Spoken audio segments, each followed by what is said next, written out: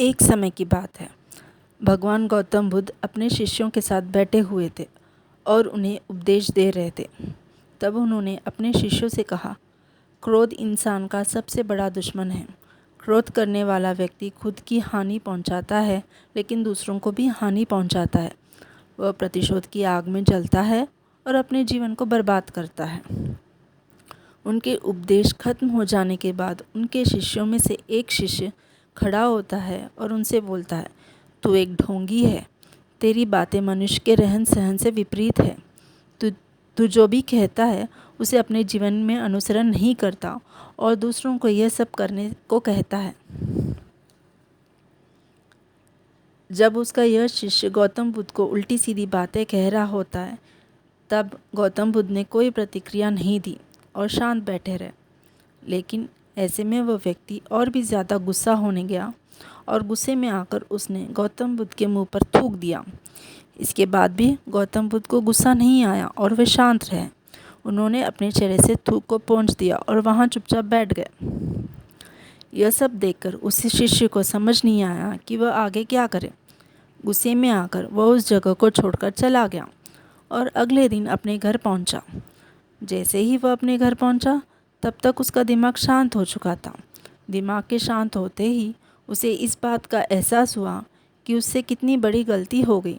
उसे पाप हुआ है। वह खुद को मन ही मन कहने लगा, यह मैंने क्या कर दिया।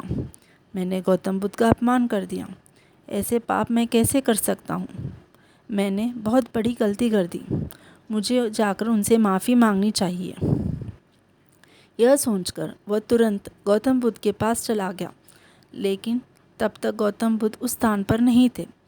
ऐसे में वह शिष्य जगह जगह भटक कर उन्हें खोजने लगा और जैसे ही उन्हें गौतम बुद्ध मिले, वह उनके पैरों में गिर गया और उनसे कहने लगा, मुझे माफ़ कर दीजिए, मुझे माफ़ कर दीजिए। मुझसे बहुत बड़ी गलती हो गई। मैंने आपका अपमान किया है। मैंने बहुत बड़ा पाप किया है। यह सब देखकर गौतम बुद्ध ने उनसे शांत हो जाने को कहा और क्या बात है बताओ, यह पूछा, तुम कौन हो।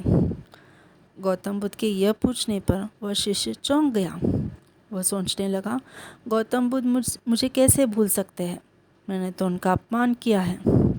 यह सोचकर उसने गौतम बुद्ध से पूछा, मैं वही शिष्य हूँ जिससे आपका कल अपमान किया था और आप इतनी जल्दी मुझे भूल गए। हमें कल की बातों को कल ही छोड़ देना चाहिए।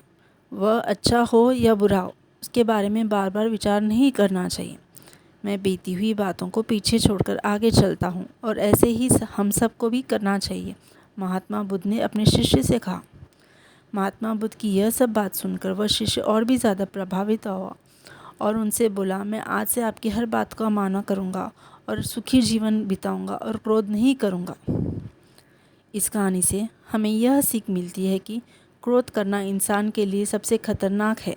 यह मनुष्य का सबसे बड़ा दुश्मन है और उसे बर्बाद कर सकता है। इसलिए मनुष्य को कभी क्रोध नहीं करना चाहिए। इस कहानी से हमें यह भी सीख मिलती है, बीती हुई बातों को हमें भूलकर आगे बढ़ना चाहिए।